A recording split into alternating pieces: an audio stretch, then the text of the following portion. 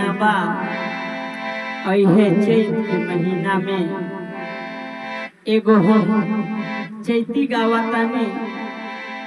आशा बा आप सबके जरूर पसंद आई। एगो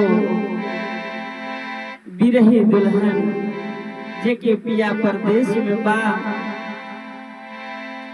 चैत लाग गई पर पिया जी ना अलन, तो दुल्हनिया अपने सहेली से कहा पिया का कि आई गईले चैता महीनावा हो रामा पिया नाही अइले।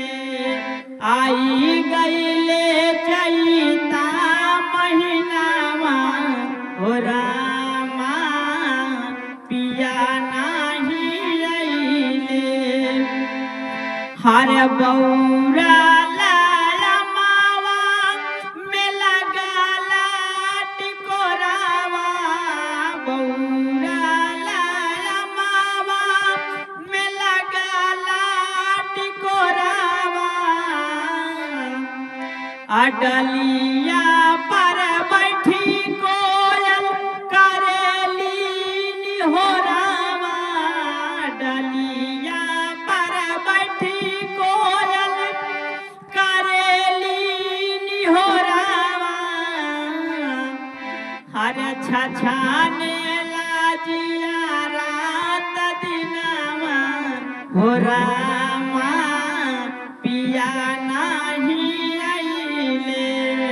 छछाने लाजिया रात दिनावा हो रामा पिया नाही अइले।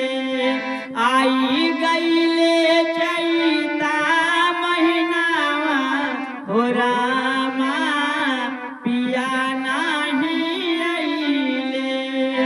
सभी के बालमुआ घरे चाल अइले, हमारो पिया काहे सुधी भुलैले। हर निकाला